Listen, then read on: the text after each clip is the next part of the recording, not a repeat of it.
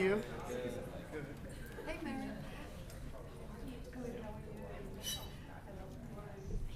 Yeah.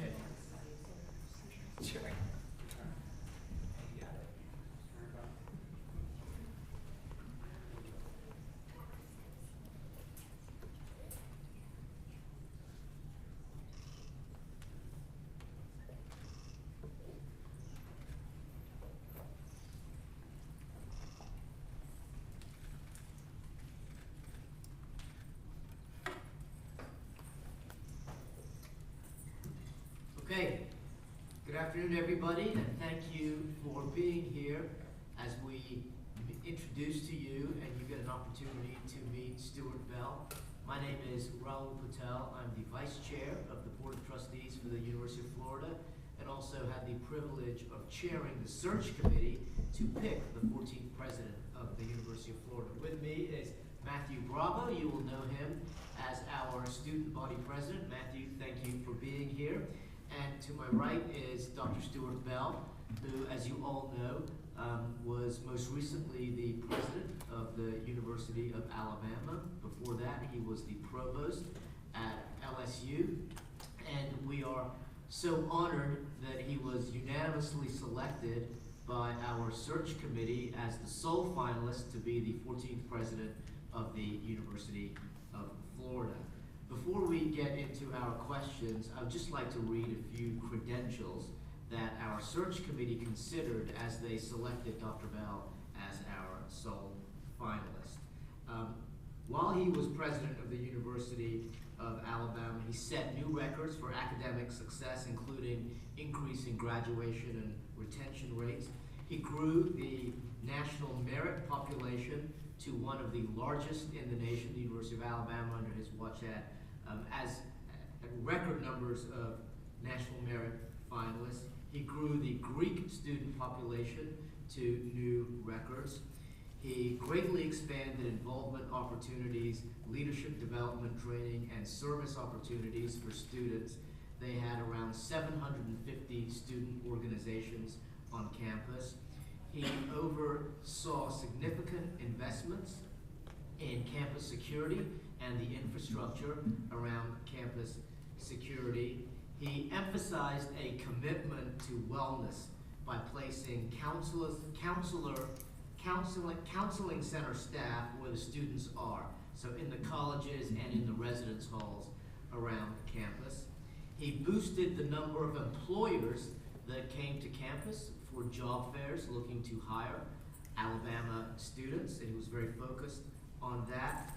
And of course, when we were on the losing end of this, he excelled in athletic national championships, including the University of Alabama winning 3 football national championships under his watch. In addition to all that, he served as the president of the Southeastern Conference for 3 years and also served on the Southeastern Conference's executive committee, where he had the opportunity to really play a leadership role as the SEC addressed critical issues facing collegiate athletics nationwide.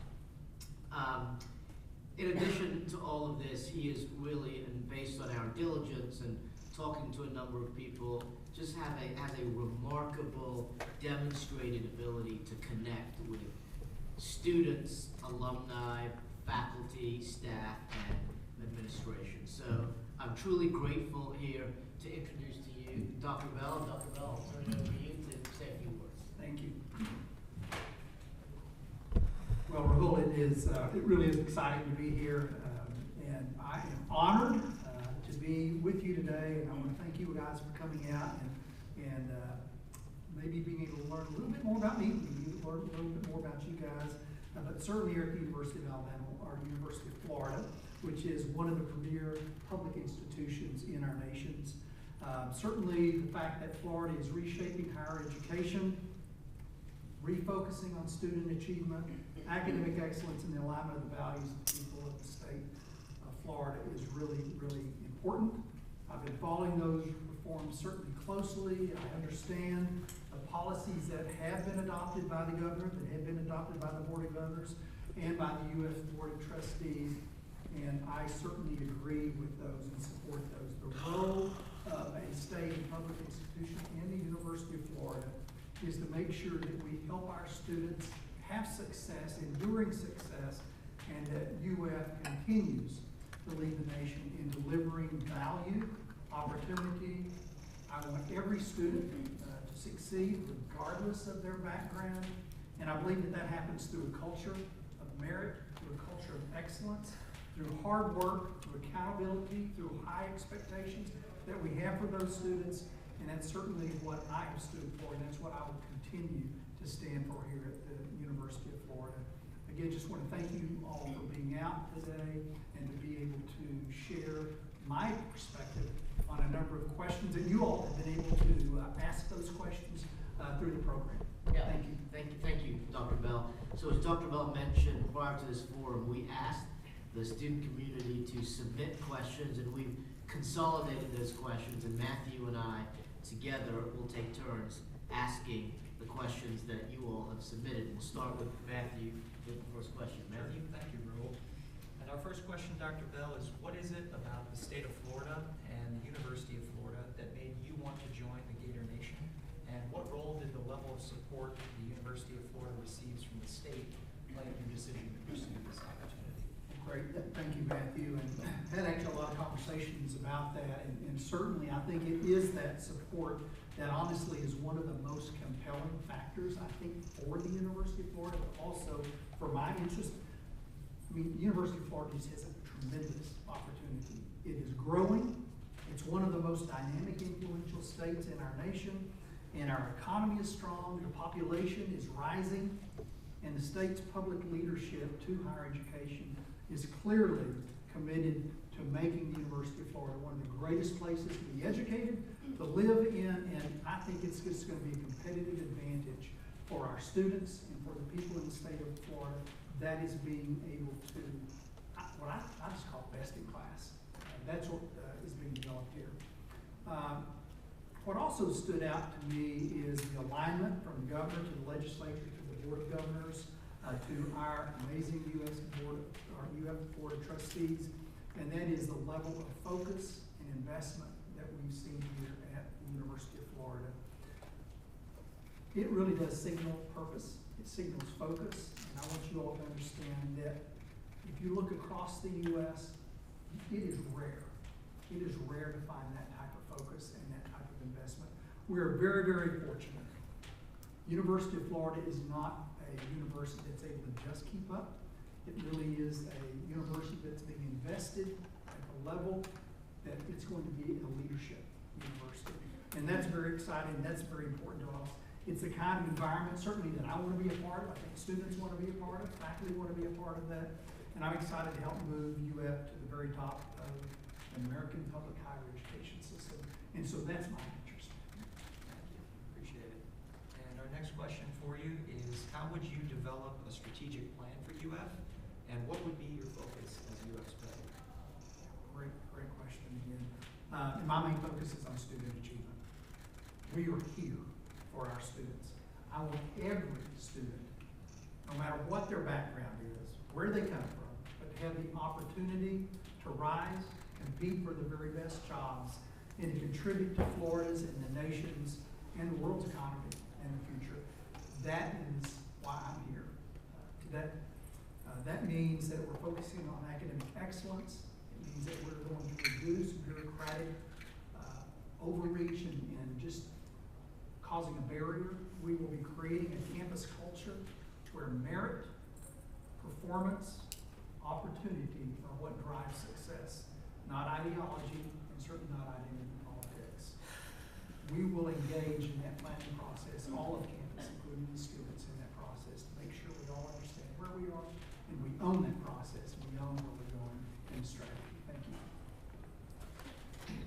Dr. Bell, as you know, there's been a national conversation around DE&I programs. You have DE&I programs under your watch at the University of Alabama. Why don't you talk about those DE&I programs and the goals of those programs? Well, and let me just start off and be crystal clear. I'm certainly not coming to Florida to bring DE&I or any form of vote back, period. Use that. That's the fundamental. I am coming to build on Florida's commitment to merit, to excellence, to academic achievement, to equal opportunity, and what I just call hard work of our students. Our students work hard for their degrees, they work hard in their studies. I support that. That is going to be the focus. Certainly in the last few weeks, if you've been paying attention, you've probably heard Secretary Marco Rubio describe the American dream is the belief that anyone from anywhere can achieve anything in this great nation. And I think that sentiment exactly mimics where I come from. We're focused on making sure our students have the best opportunity, and through that hard work, through that achievement, they can achieve. And that resonates in many respects with me. Secretary Marco Rubio also captures what I think many diversity and inclusion efforts originally were focused on many years ago. That includes those at Alabama, which originally sought to accomplish those goals. The goal was to ensure that every qualified individual had the opportunity to succeed, and that if there were barriers to those opportunities, we worked hard to remove those barriers. And that principle is what I've always supported, and I continue to support today, and I will bring to Florida in my values. It's also important for all of us to acknowledge, and I know some of us have been around for a little longer, but it's also important for us to acknowledge that for many years, really decades, universities have had some of these statements. So diversity and inclusion programs listed throughout American society, they existed at public universities, they existed at private universities, at top Fortune 500 companies, at hospitals, at government agencies, and countless other institutions. Virtually every institution across our nation had something that fell under that umbrella. And as you know, over time, many leaders across higher education recognized that that focus began to become inconsistent with values of merit-based decision-making, institutional neutrality, and equal opportunity.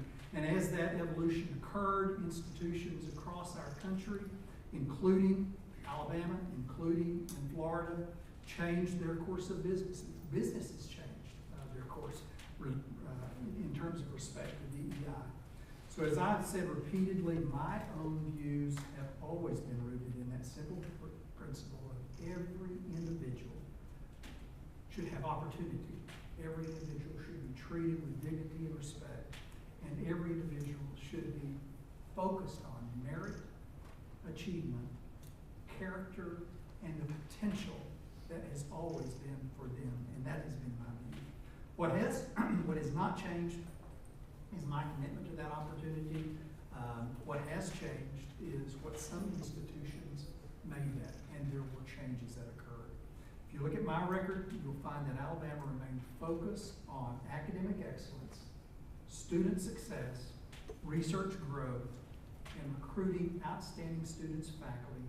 Those were the priorities, and those never changed. So thank you for the question. And then, Dr. Bell, there are some who have said, even when under the law you eliminated DEI programs, what you really did, or what some institutions really would just rebrand them under a different name with similar goals. How do you respond to that? Well, thank you. And certainly when you speak of rebranding, what you're talking about is maybe changing the logo and doing the exact same thing that you were going to be doing. We certainly did not do that. When SB 129, which is Senate Bill 129 in the state of Alabama, was signed in the summer of 2024, we completely reviewed everything. And I'm talking about from the 1960s to the 2000s. Again, a lot of efforts fell under that umbrella. We eliminated identity-based programs. We eliminated diversity statements. We shut down everything defined under our law as a divisive concept. And the law and our changes were implemented before October 1st of 2024. So being passed in the summer to early fall, we had our work and we completed that work. When we were done, and again in the late summer of 2024, the sponsors of the Alabama bill publicly stated that we had followed the intent. They praised us, and we were able to accomplish that completely in their eyes. Legislators' goals fully, and what we kept was the operational engine, making sure that we could exclusively focus again on that opportunity, on the access, and making those students where they could be workforce ready, providing those opportunities for our students. But again, we continue to remain focused on student success. Thank you. I'm going to ask you one more question on this. And I'm not trying to over-index this area, but so much of the public commentary that is out there is focused on this. So I want to make sure that I give you the opportunity to address everything that is out there. Some have said that you hired senior administrators at the University of Alabama who were DE&I advocates, and that adversely impacted the quality of education at University of Alabama. How do you respond to that? Well, very straightforward. University president, I believe, led a really comprehensive, large institution, over 50,000 individuals. Think about that. So, mayor of a large community. And so we really focus on hiring really talented people with different backgrounds, people with different experiences, people with different viewpoints. Certainly when you hire someone, it does not mean that you agree or you endorse every opinion that that individual has, any more than if you're serving alongside a fellow student that you have the exact same viewpoints of every student, or when you're out in the industry for every person that you work for. No university president can or really should surround themselves with someone who believes exactly what they believe on every point or has the same experience. I mean, you just physically can't do that. The goal is to make sure that you hire and surround yourself with very talented individuals. Encourage open, deep discussion. And then when all of that discussion and debate is over, a decision is made, and that's my position as president. That was my position as a president. We made the decisions to make sure that they would advance our institution. So the relevant question is not the personal views, I think, of every individual. The question is the relevant decisions and the actions that were taken after that. And those decisions were made based on achievement, hard work, opportunity, and making success for our campus. Throughout my career, I've really focused on building strong teams. I believe strong teams is what makes you the best that you can be, and then making decisions that are in the best interest of your institution. After that, ultimately, I do think the people of Florida, they should have the opportunity to know, how am I going to lead? What are those values? Here's the answer. I believe in merit. I believe in excellence. I believe in opportunity. I believe in intellectual diversity and the free exchange of ideas.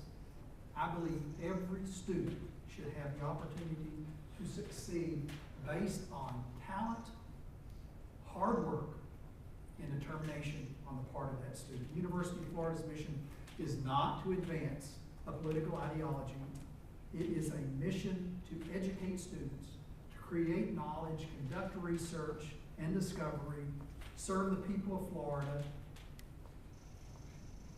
win some national championship, and pursue excellence just in everything that we do at the university.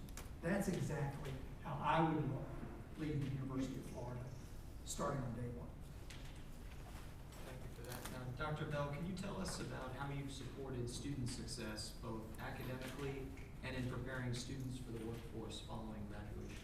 Yeah, great question, and Matthew, as I've said before, everything we do is supporting students, is supporting the success of the students. And, you know, I think if you guys think back, it starts really a little bit before your first day, but certainly your first day, move in, y'all remember move in?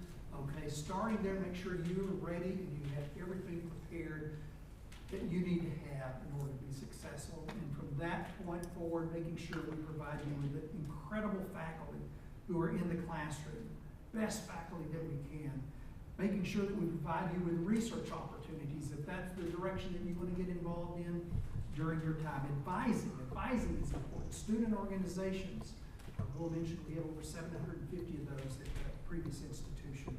Greek life experiences are part of what we provide. The majors, where there are jobs at the end of those majors, and that you all understand those. Maybe there's some internships involved in those. And I could go on and on. Great career fairs. Those are the things that we do, support students every day, every semester, every year. It's all focused on student success. Great, well, thank you. The next question relates to athletics, which, as you know, are critical to building a university community, providing a valuable experience for student athletes, and also provide marketing benefits for admissions and fundraising. What would you do as UF's president to support the continued championship level of our athletics program in light of the changing landscape and unknown future of collegiate sports? First of all, championships. I love them. You guys love them? Yes, y'all do. All right. We're going to work hard at that, and it is a lot. You know, it is tough when you're a leading institution. The competition, whether it's the field or the court, it is not a low competition. It's a high competition. Your student athletes, they're awesome. We have to make sure that they have what they need to have so that they can go out and compete at the highest level, so that they're ready, so that we provided those resources that they have for that. Our current institution, athletics were important. Yeah, they were. We focused again on student athlete, their success. We focused on program success. So we have a lot of background in how to do that. I have a lot of rings too. But you also know, and it was mentioned that I served as president of the SEC for 2 years. That's our conference. And what I'll tell you, I also served on the executive committee of that for 4 years. I have worked with every SEC university in terms of the athletic leadership as well as the university leadership. I worked with many of the Big Ten, the ACC, the Big 12 leaders as well. I know those commissioners. In my role, I sat in those meetings, and we had a lot of discussion. So I'm a well-known commodity, if you will, on the national level. So I think to your question though is I'm going to work with our AD, and I'm going to work with others, and I'm going to work with our board to ensure that University of Florida is best positioned to compete and to win championships. I've already shared with the AD. I have a high expectation there. And we will provide the best experiences that we can for our student athletes, because again, they're just awesome. They're just awesome student athletes, and they deserve our best, and they certainly give us their best. So we'll spend a lot of time. There is a lot of effort going in that area. I spent a lot of time up in DC over the last 2 to 3 years, but it's going to be a tough road as we look at the national landscape of collegiate athletics, but here at Florida, we're going to make sure we're well prepared to play and win championships. Talk about you will figure out here the way we've got this set up. Matthew asks all the easy questions. Uh-huh. I ask all the tough questions. Okay, all right. So while you were at the University of Alabama, you had a gender-neutral battling program. So tell us about what the goals of those were. So actually, that was not a university program. It was a program that was formed by a small group of individuals, and when that program actually came known to our administration, we unwound that program pretty quickly.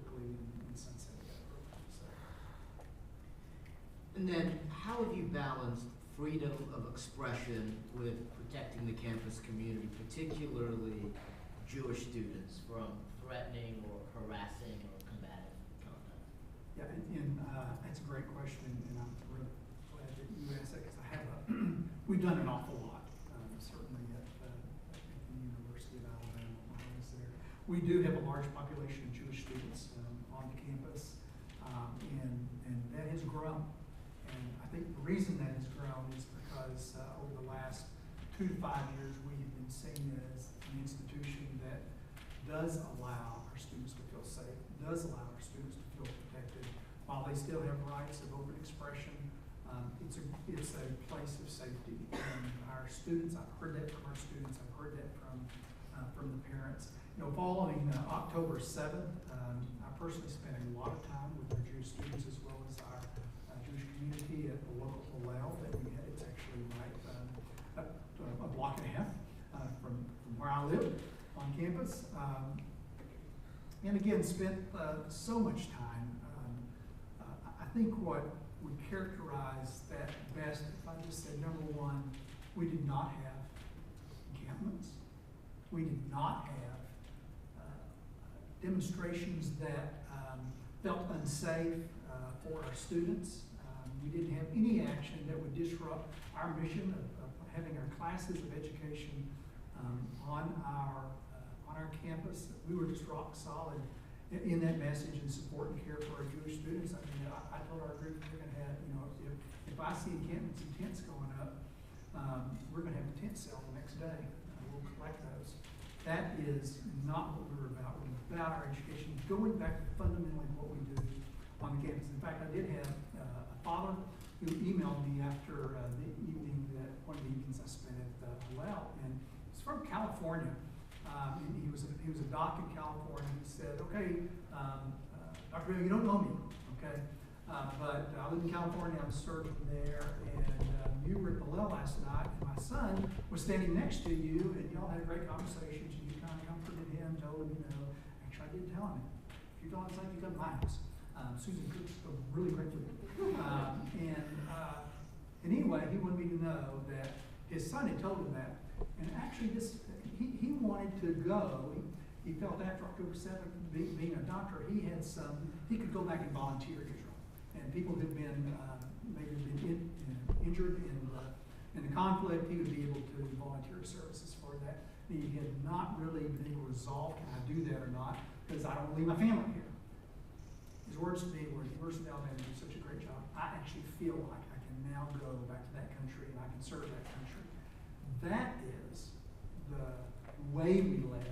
That's the way we made students feel protected. We also had, and I was honored by the General Council of Israel, which was actually headquartered at the Southeastern Group, headquartered in Atlanta. They came over, they honored me personally with White Rose Award. I don't know if y'all are familiar with that, but anyway, that is one of the ways they recognize those who have really protected others, and students are it's just a great program. But they also invited me last December to actually travel over to Israel.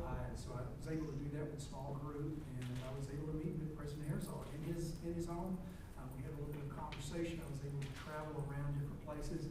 But again, I think it all goes back to the question of, yeah, I think we've done a great job. In fact, the General Counsel said, "You guys do it right at this university. You are the model for other universities." So I think we certainly do focus on our students, make sure they're safe, and that's what you'll hear from our student body.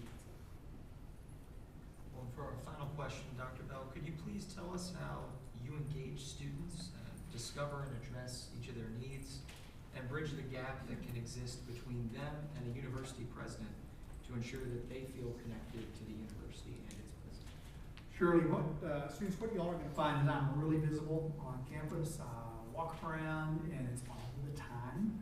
Well, I'm in a meeting or two, but I want to get out of those so I can visit with y'all. But certainly, you will see me on campus. Invite me to events, and that's a hint. Otherwise, I'll just show up at your events. But certainly, I'm at public events and other events that are on campus. More formally, I do have regular meetings with the student body president. I also meet regularly with the graduate student body forum so that they also know that there's a lot of programs specifically for them. My wife Susan and I, we love being around college students. We do fireside chats in our home. Do usually 2 or 3 of those each semester, and invite students over. And the way those kind of go is I ask, hey, what do we do really well here at the university? And it gets us going. I said, what can we improve on? How can we do things better? And these are just really informal, but they're, I want to hear it, right? Or there's some things that we can do better. I can remember one of the very early ones, just a funny story.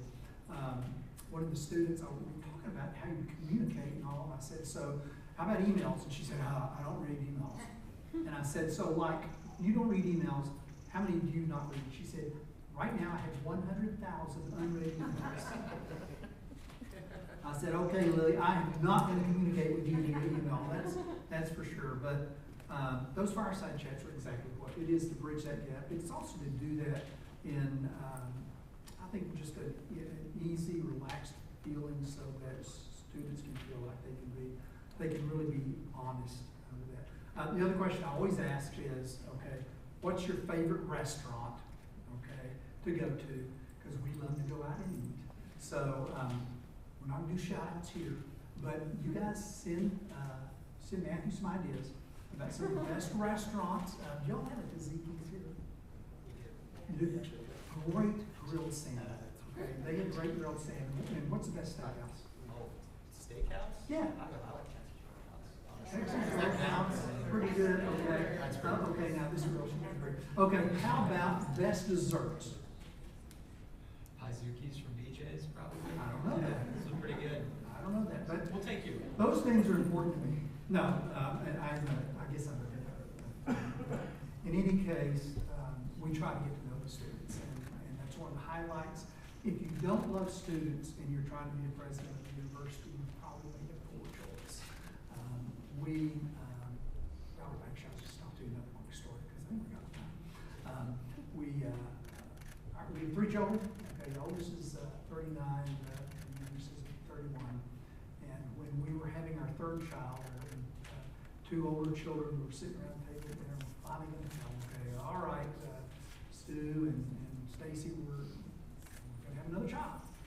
Their question was, will it be another college student? Because that's what we grew up with in our house. There were a lot of college kids around all the time. Again, we look to support college students and bridge that gap. Thank you. Thank you, Dr. Bell. Thank you for being here. Thank you for sharing your insights with the students. Those are all the questions that we had. Any closing remarks? Well, one of the things I would just say is thank you all for coming out and giving me a chance to tell you a little bit about myself, what I believe in, and really how we're going to lead here at the University of Florida. Thank you for showing me how to do the Gator Chomp. Thank you in advance for showing me all the restaurants and the great places to have desserts. But I really have enjoyed, more seriously, getting to know the University of Florida. It is a great university. You guys have chosen a great university to attend. And I do believe I'm the right guy for the University of Florida to even greater accomplishments, being one of the very best public institutions, if not the best institution in the nation. I believe in the state. I believe in the programs that we have here. I believe in our student body. I believe that y'all are here to achieve, and it's going to be a great, we're going to have a lot of great fun time. I've had the opportunity to spend meaningful time, certainly with our board chair, Maureen Singh, as well as many of the other board members, and I've come to respect that direction that the board is wanting to take us.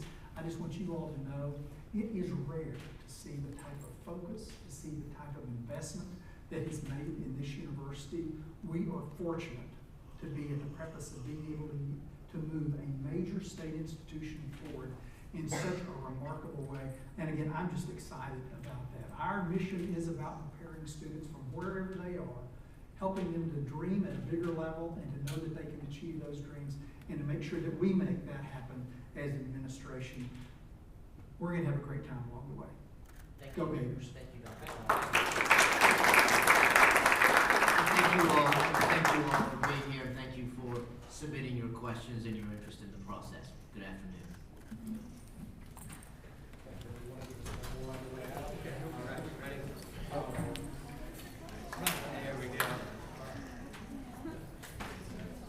Do a good job.